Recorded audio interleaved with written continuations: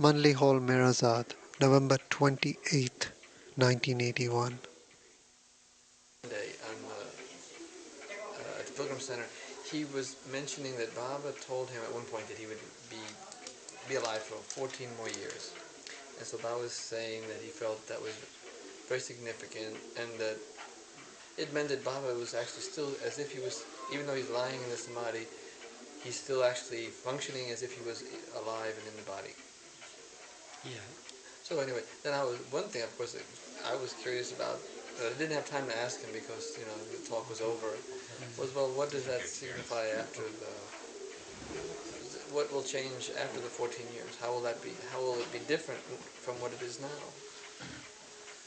Or is there any way of telling? Or, he said he knew, but he didn't have time to tell me. Well, then ask him. Ask him. Yeah. He's the one to ask. Okay. Yeah. Go ahead if you were going to comment on that. I was going to ask you something else. No, the only thing is that, well, that subject has been broached by Bhav of 14 years. So you ask him, how will it be, whether it will be different or not different or anything else. To me, it seems to be, well, immaterial. If you say that if he said that he will be with us for 14 more years, that's when, what had happened was Baba's brother had visited his father, Dara's father, Adi Jr., had visited in 1968, 69 or 68, Dara? First 68. No, afterwards? Both years. 69 also. Well, actually, he came in December of 67. Huh? No, but what I'm saying is, when was he last? Last year's, early 69, January. Yeah. So, early 69 January, and Baba passed away on 31st January, and he was here prior to that. Yeah. So naturally, apart from him being Baba's own brother, well, he was also a lover of Meher Baba. So he was with Baba and sitting with Baba, and he observed Baba's physical health, And to him it appeared it was deteriorating, which appeared to me also. It was obvious. So he felt much about it. And it seems that, well, he was crying over it. So Baba says, what's this? Why do you have to do that? I'm not going to pass away now. Still 14 more years for me. That's how he passed a remark.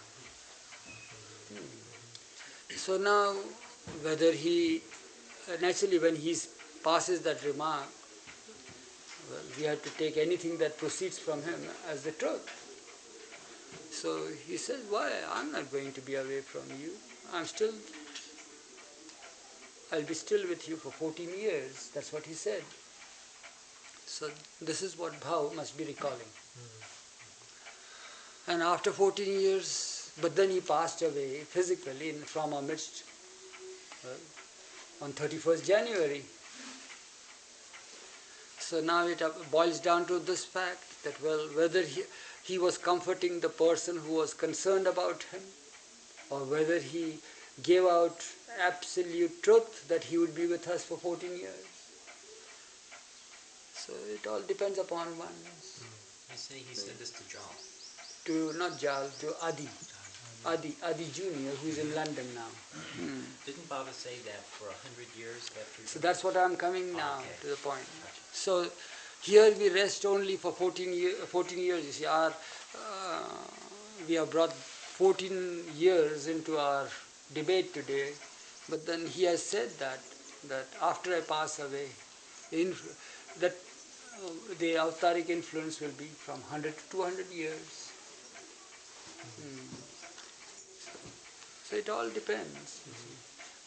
Why take into consideration just 14 years when he has given us a greater period of 100 to 200 years? Well, I think he was saying how fortunate I think we were. Yeah, we are that you are coming at this juncture. That's where, well, last time also Mani was telling you all how blessed is this occasion. Don't miss this.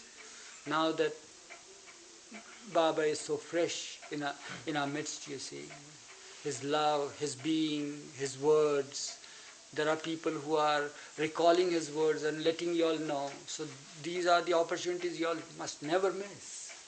It is a great blessing that we are all here, all of us, including myself, that we are all here gathered together in His love, in His name, because this is a period when the impact is the most. Gradually it will wane out after 100 and little over number of years. Because He said that if I were to return after 700 years, then the influence, the impact of my advent will last for 100 and little more years. If I were to return after 1400 years, then it will be lasting for 200 and little more. So He has made it very clear that He will be back within 700 years. So it is natural that at least we have the impact for 100 and little over. That's longer than we'll be alive. Yeah, so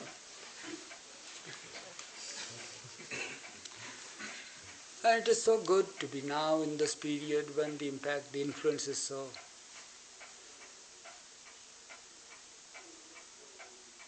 forceful. Just as Baba had told us about His presence, you see, He gave a figure of the rose in this room. And when the roses are here and offered to Him, it's there. People come here, they smell the fragrance of the rose. Don't you have the fragrance of the rose? It's not that English roses or Western roses. You see, here Indian roses are very fragrant. Do you all have fragrant roses there? Believe, yes. Believe so? You don't have I it. smell the roses all now. You haven't smelled roses. You are an artist, you should know about it all. Yeah. So there are there any like that, Mike, in the West? Texas rose. Oh, there you are. Right question, the right question. Here, India also takes pride in the fragrance of Indian roses, Persian rose as we call them. Yes, yeah, they are really very fragrant. So Baba is indicating to us that a bunch of Persian roses are here, and naturally the fragrance has pervaded in the room. And it is there, so anybody who comes and, has that, smells that, so naturally, it's but natural that, because the roses are there, the fragrance is there, you see. It doesn't take much time to correlate the fragrance because of the presence of the roses. But suppose if that man were to come after the roses have wilted and are, disposed of, and he comes inside, and still the fragrance is there, so he comes and sniffs. He says, where are they? There are some roses here. I smell some roses. Don't you have that experience any time? Because when the room is there, and you have the lingering fragrance still is there inside the room of the roses. So somebody says, yeah, the roses were here. So Baba said that when I drop my body, it is like that. The fragrance will continue to linger. It will be forceful for 100 and over years. And that's what he meant by it. It was He who gave this figure to us. Although you don't see the rose, but you have the fragrance. Likewise, you don't see me physically, but you will have the impact of my advent. It will be as forceful as if I am physically in your midst. Is it everywhere in the whole world, not just in Of course, not here. What do you mean by only here, you see? He doesn't exclude the world. He is not only pervading the world, but also beyond it, on all the planes and beyond the planes. About to interject, you see. At least they must have remained very good friends instead of being good friends. It's a happy thing.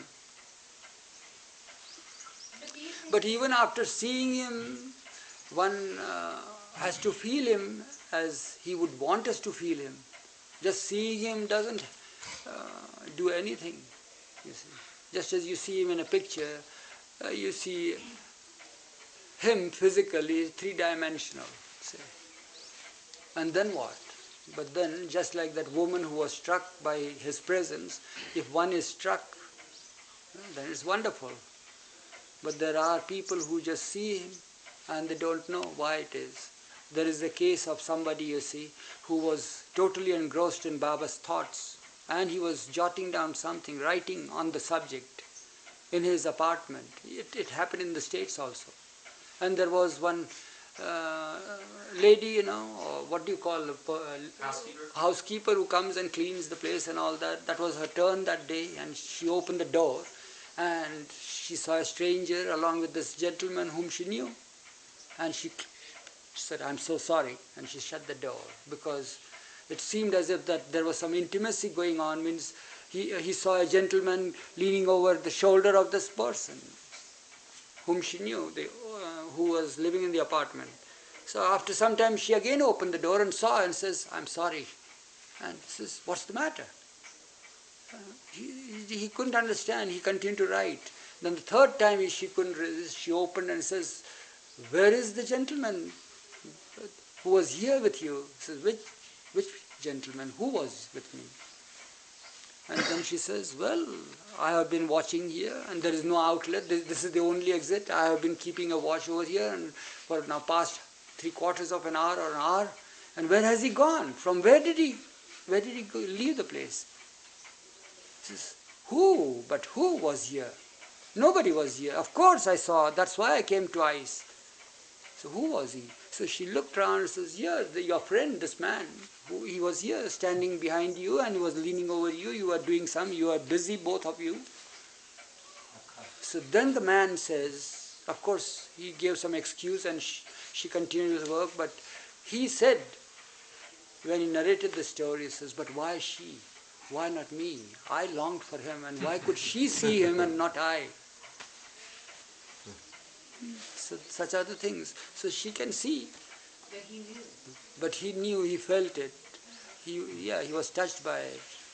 And then when he asked us this question, then we said, well, it's good that she saw, she was the one who testified that he was by your side. Had you seen him physically, you would have said, "Well, it's my hallucination, you see, what's happened with me? What has happened to me? What do I see, you see?" And you just take it for granted and say, is it true I'm seeing? Or something like that. So Baba wanted him to know, definitely, that he is by his side. So a stranger comes and tells this. That's how it is. So it depends. But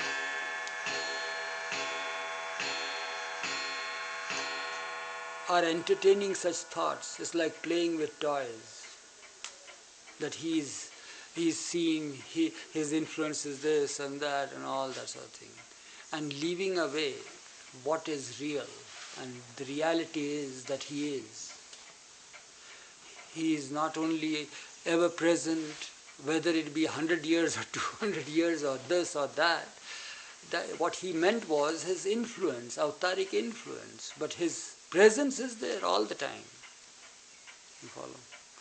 The influence, the impact of the work which is Advent is, will last for 100 years and a little more this time. His physical presence is no more, but his avataric impact will be.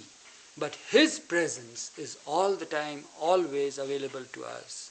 In any era, any century, any millennia, anywhere, in any form that you wish to have. Suppose we have been reading the stories of Saint Meera. Krishna, according to the recorded history, is 5,000 years ago. Meera was just some few centuries back. Centuries back. Yeah. And she got him. Got him from that eternity, that spacelessness, and got him there. Yeah. Physically manifest. So you can do that. Your love can do anything. And he has said, he has given us assurance this time that I will be present, I will give darshan at 1,000 places at one and the same time. Because I was the one who got this sentence out of him, in the sense that whenever people would be coming to him for darshan, there will be, in the beginning there was not a crowd, but later on there was multitude. And they would be waiting for hours together, mothers, carrying the children. Some are little bit grown up, you see, they are not babies, so heavy weight is to be carried, and if they put the child down, the child runs here and there and gets lost, so the mother has to be very careful, the father has to be careful, and they are coming here with all their focus and attention on Baba and standing in the sun and waiting. They bring something with them. It's traditional in India, a garland or some fruits, or banana is being carried, or a packet of sweets, it's melting in hand, banana is getting ripe in their palms, garland, the flowers are wilting and all that, and they are there. And when they come to Baba, they hardly have chance to garland him or to offer him anything. Somebody there says, come on now, it's time, hurry up. Another person, second person. So all this used to repeatedly happen in his presence. And I had nothing to do. There were people around him who managed such things. I had to interpret whatever he said. So I was observing all these things. So one day, what had happened was that in 1968, later period in October, he was chalking out for the great darshan where you had come, and where is Maya now gone? She had come and all the... Yeah, so there were people who had attended at 1969. You have heard of 1969 in Pune. So at that time, he had chalked out the program and we were discussing the subject. On 13th October, there was a big meeting of all his workers of this country. We were all here. The whole hall was full with people and all that. And he finalized the program. And they went away. But as I told you, Adi Jr., his brother, witnessed that how is it possible? What is this? His health is deteriorating. So in October, I was noticing and observing that how is it possible for him to give that darshan, you see, on such massive scale? Is it possible? And why all this sort of thing? And I was a bit diffident and I didn't feel happy about the whole thing. So he says, what are you thinking? After, of course, I couldn't say anything before the workers, but after the workers had left, then it is to be, what he had chalked out had to be sent to the press for printing and for distribution, wider circulation.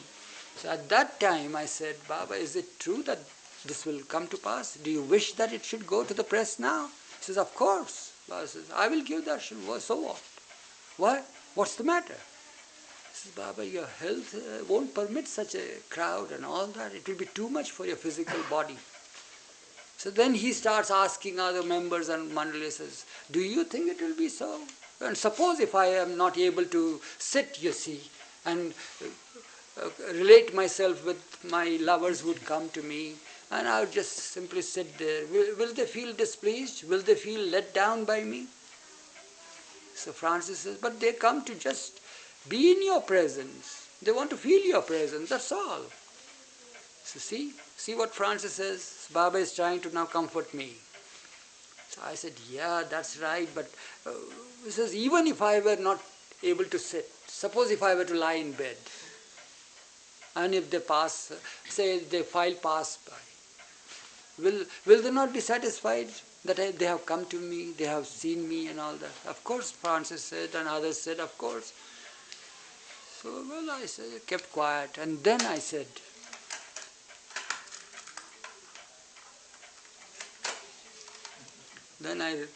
to Baba, Baba, how beautiful it would be, instead of calling the masses, you see, at one and the same time, and having them all around you like that, let the darshan be all the time, you see. And it will be such a nice thing when there is no fixed time. People can come whenever they are free, whenever they can get a holiday. They can come in small batches and it will be nice. Then we won't have any botheration to house them and lodge them in hotels or arrange their transportation, and nothing would be there. They will come on their own, they will have their own time, sweet time, and go away with you.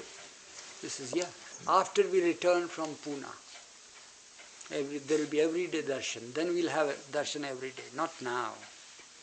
Now this is what I have fixed, it should be so. I said, all right, what can I say? Then I said, the best would be, it would be so good instead of that coming even to you regularly, or suppose if they love you, they all love you, and you can make it possible for them to see you wherever they are in their own houses and in their own rooms and all that. This is, yes, if their love is so great, They will be able to see, not one person, but 1,000 persons at 1,000 places at one and the same time will see me. They will. It will happen. That's what he told us. Yeah, it is possible. But whether one gets struck by it or not, that's a different thing. 10,000% we get struck Yeah. at a time. So that's how it is. For him it is nothing, it's child's play, it's all just playing with toys for us now. What he wants us to be all the time alert is about his presence. He wants us to keep him as a constant companion. He wants us to know, whether you feel it or not, he wants us to be aware that he is. And it is a fact. That's what he has told us. And that fact is proved. Time and again we see him popping up, you see, in physical presence like that, at different places. So that's how it is.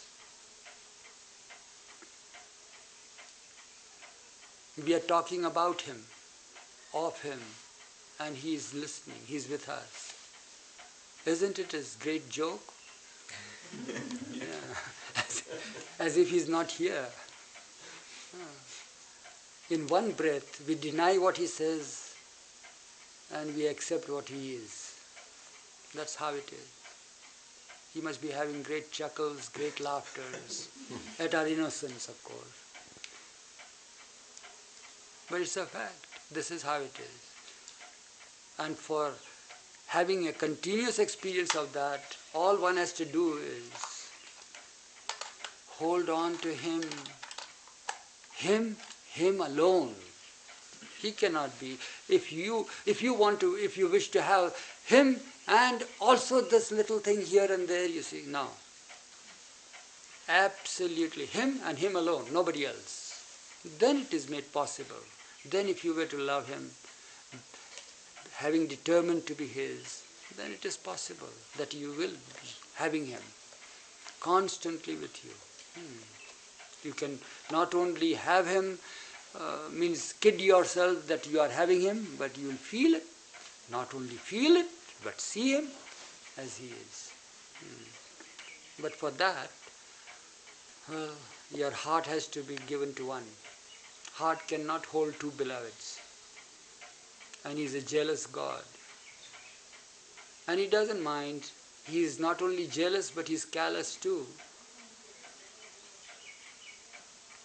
So all that we need is one-pointed attention, one-pointed focus on him and him alone.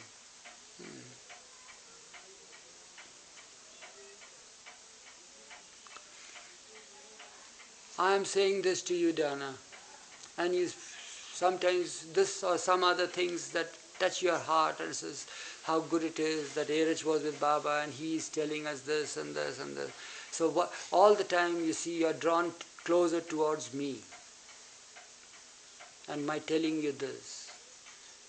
It is good that it helps you, it warms your heart, warms the cockles of your heart as it is called, and it gives you a great feeling. You are stirred up within. That's good. There's no doubt about it. It's so good. But instead of your being made to focus directly upon him, my coming in the midst of your relationship with Baba, that is the thing that has to be stopped. You should not be that. You see? So that is where I say that he is so jealous of God, so callous, that, okay, it's good. Continue to hear my stories from Eruch. And he hides himself all the more.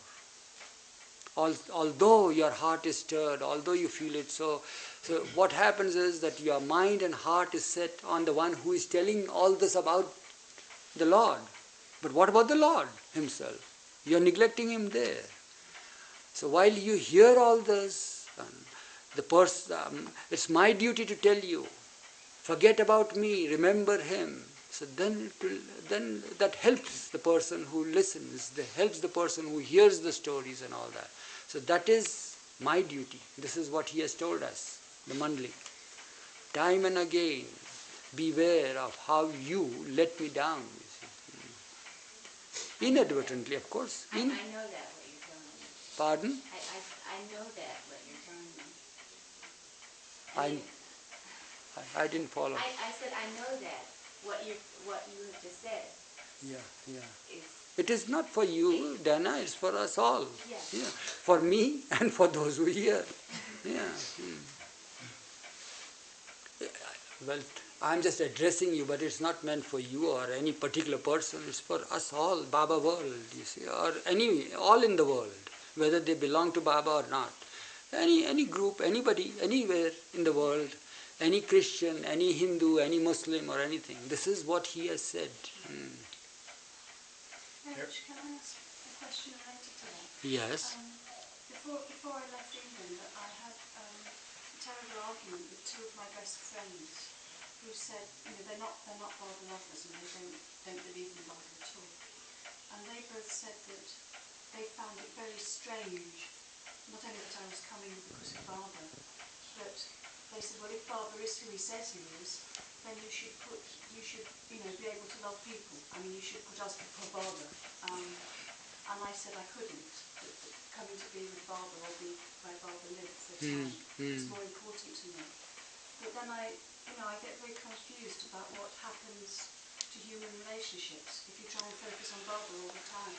If you try and put Baba first, then in some sense you're putting people. Rosemary, Baba has said to us very clearly about it all. To love me is to love all. There should be no confusion. But then he said, to love me in all is also loving me. But to love all is not loving me. To love all is not loving me. Loving me is to love all. That is the principle. Now, when a person begins to love him, I'm using the word begins, one cannot love him unless he gives the gift of love. So when the person begins to love him, his whole perspective or her whole perspective changes. Gradually the harshness, the callousness, the indifference gradually begins to melt towards all naturally. Because others don't matter. But at the same time, this harshness within one that we harbor within oneself towards all gets mellowed, you see. Because we are loving him. We are beginning to love him. And, well, we are friends, past friends, and we move about in society. We have a smile on our face for anybody, you see. We share in their joys. We are sad in their miseries. We share in their joys and in their miseries and sufferings. Means the one who begins to love. And gradually, goes on and on and on, beginning to love, now makes him feel, him or her, comfortable in loving him and all that. So this love carries you forward towards him, closer towards him. And then a stage comes when you love him as he should be loved. Not the way that he has to be loved, but from our human level as he should be loved, with one-pointedness. So then what happens? Nobody else is there for us. They are there, but they are like pictures, you see. Yeah, we all, now suppose you are leading a life, say, family life. You have your husband and you have your children. And then you have met your friends in your younger days and all that. You have, say, pictures of that and you go through the albums. Yeah, you have good feelings for them. But is there attraction there? Is there attachment there? Is there anything that would attract you towards the pictures there? No, they remind you of them. So likewise, the whole humanity would be nothing but that sort of feeling that will come for them, you see. But the real feeling will be for Baba, whom you love now. So, and a stage comes when all vanish and except him. He is the only one there to love, to be loved, to love. So the confusion should not be there. What confuses you is, should we neglect others and love him only? But when you love him, you can't neglect others. It is not possible. It is not possible. It's just trying to pressurize yourself, pressurize your heart. You're trying to force your heart into loving Him while neglecting others. But if you were to begin to love Him naturally, so sure enough, you won't be able to discard others, but you have no concern, no attachment. Gradually you'll break your attachment towards others and focus on it. And those with whom you were attached, naturally they will feel sad about it. And then they will accuse you that you don't love me now any longer, eh? What's the matter with does Meher Baba tell you that you should discard me like that? You follow.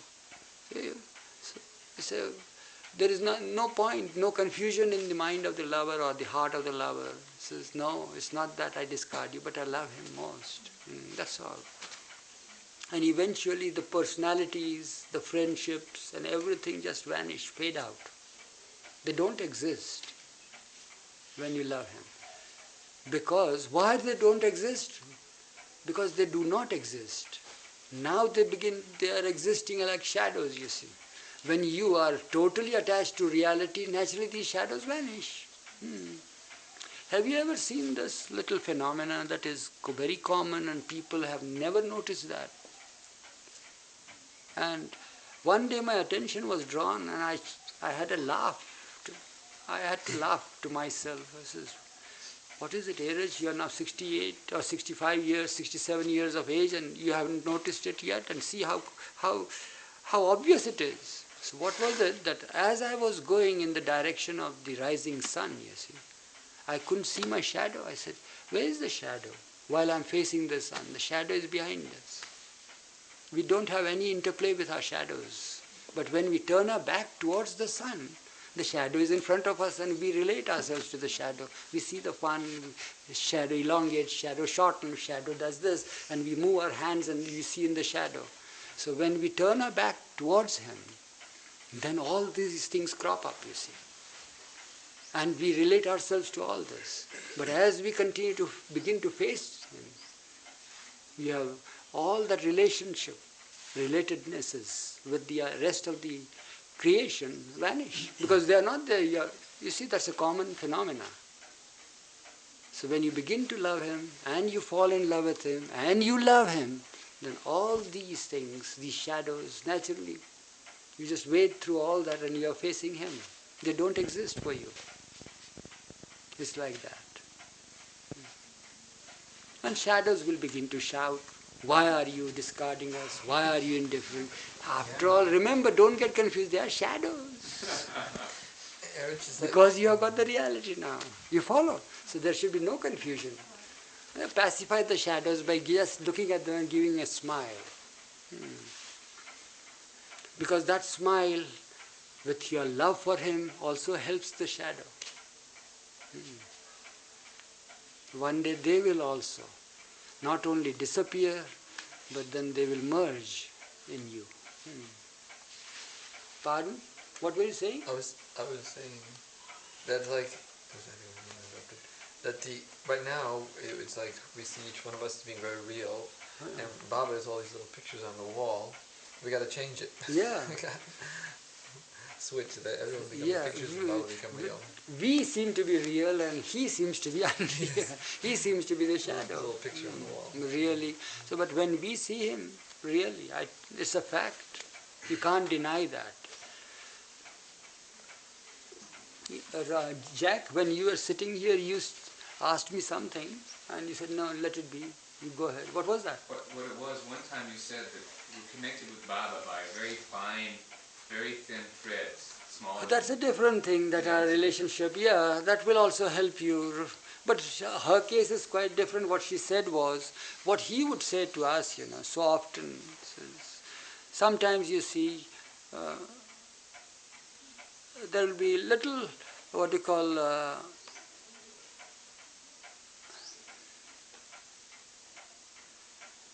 doubts arising in our minds about whether he really takes care of us or not. Is he really taking notice of us or not? What is it?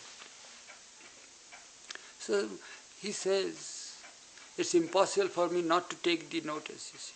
Why? Because your connection with me is like this, that at one end of a thin, he says that our connection is through one of the finest things, and that is called the hair of one's head, Hair is the finest thing, So one end of hair is in your hand and one in my hand, he would say.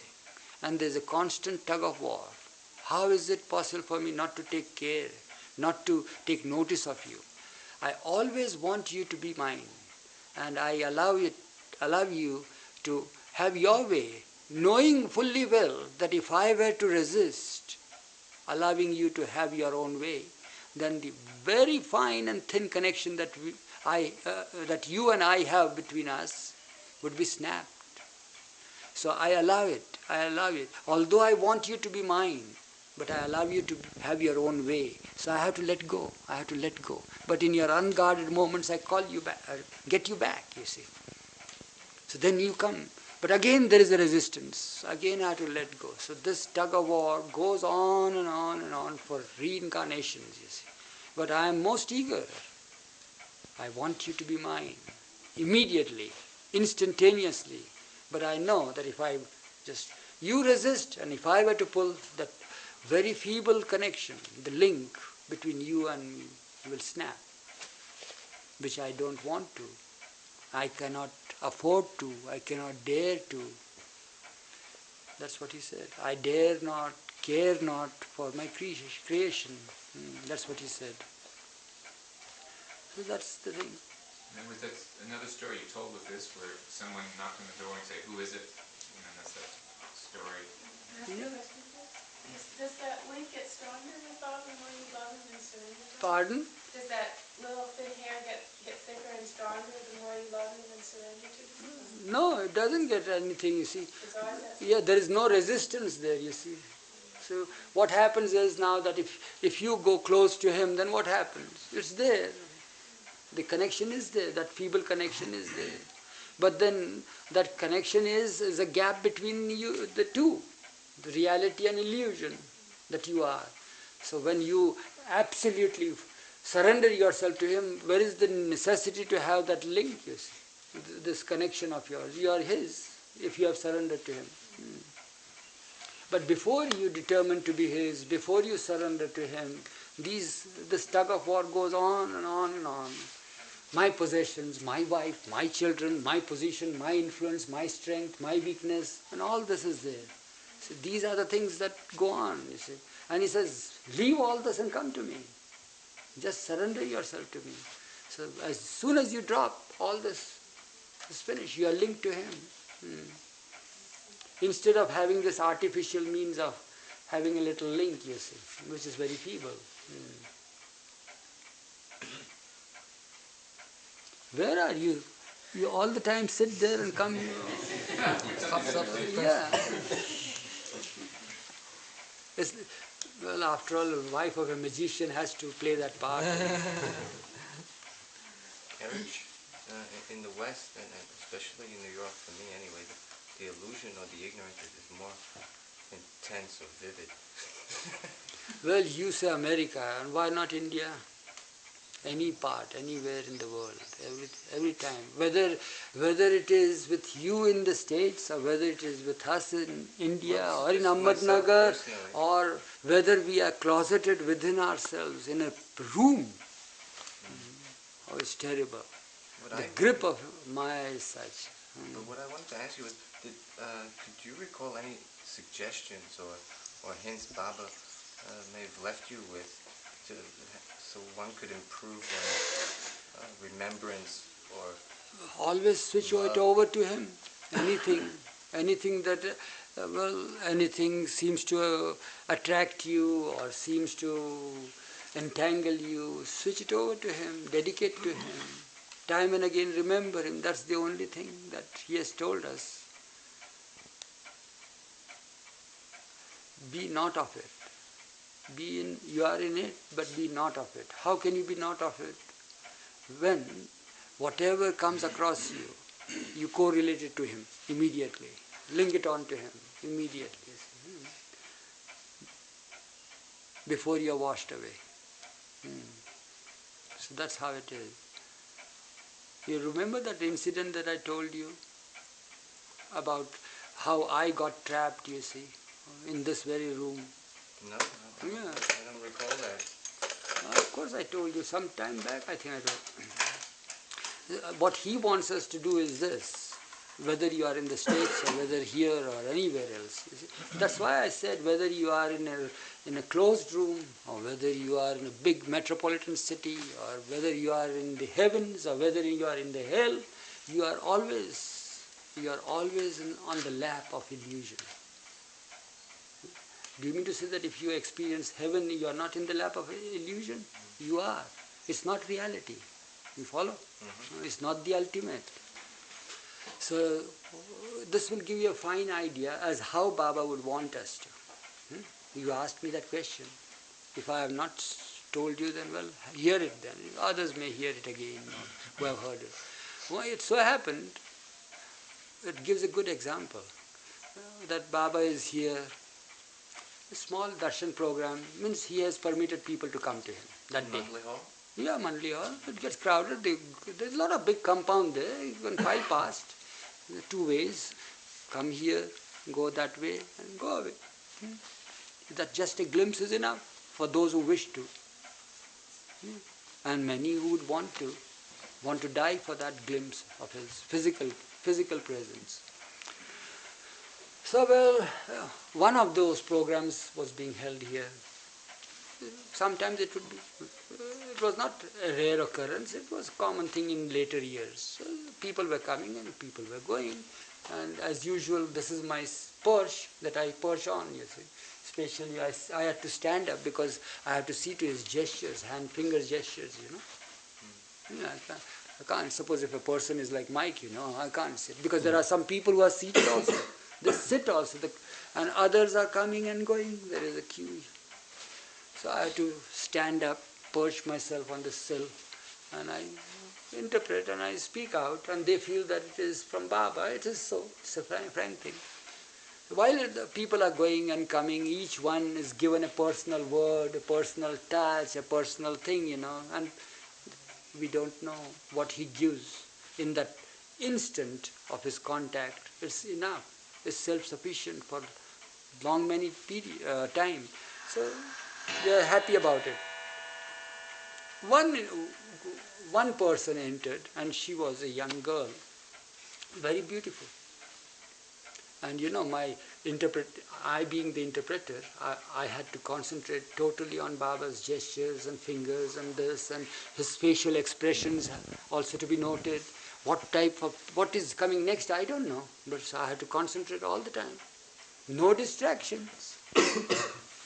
Now, it's not New York, it's here in this room. So what happened is that Cummings, as soon as she entered, naturally my eyes saw the beauty. And it was stunning beauty. My mind immediately said, my, what a beautiful face it is. What a figure it is. So, and Baba is trying to tell something, so I just try to, you know, how it happens when you are distracted. You don't know, but I didn't follow what happened and so forth. He tries to tell me once, twice, thrice like that. It's like that. And I know, I feel that I am distracted. I feel myself that I am distracted. So, and Baba, she takes Baba's darshan, and Baba is very happy and pleased and all that, and Baba gives a personal word and a touch and all that, and she's about to turn to leave. Naturally, there are others who are saying, now it's enough for you. So just then Baba caught her hand. No, nobody else's, caught her hand. So she didn't go, she looks at Baba. So Baba took her face and turns to me and tells me that, isn't she beautiful? I said, yes, Baba, she's very beautiful. She says, see how the beauty is? Now he's not admonishing me or anything. Anything that he wants to tell me is meant for all. And we all learned the lesson that day, you see. This is so beautiful. Isn't she beautiful? Yeah. And she's beautiful to look at. She is really beautiful. But what happens to us? he tells, he involves himself because he is man too. So he always uses this. What happens to us is that we get allured by the beauty, but and in that process we forget the creator of this beauty. So what happens is, at the time when you see such beauty, if you slip and want to possess that beauty, and you will have it, no doubt about it, but what is going to happen? For how long you will be having that beauty? Very soon, poor thing, she's caught by Baba. All the time Baba is holding. So says, what will happen to this good beauty that you see? After how long will it last? After say 20, 30 years, she'll have wrinkles and so teeth will be missing. It's like mistaking the postman for the sender. Yeah. So the teeth will be missing, and she will, all this will be there. Her hair will turn grey and all that, and then she will have a staff to walk on and all that. Will she be as attractive as she is now? But no. This beauty at this juncture is to remind you of the beauty of the Creator. If the Creator can create such a beauty, how beautiful must be the Creator who creates it. So I don't want you all to shun the beauty that is there in illusion. I want you to admire it, but don't get yourself trapped by it. But immediately think of the Creator. So that's how. So Baba again fondled her and laughed and all that, and she was very shy and she left. Because of me. It happened. Poor thing. Even at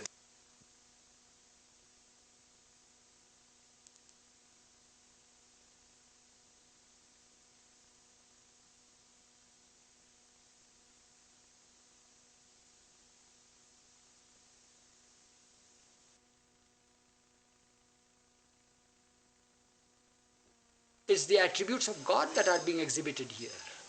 So that's how eventually my stubborn, stupid mind accepted him as one who says he is.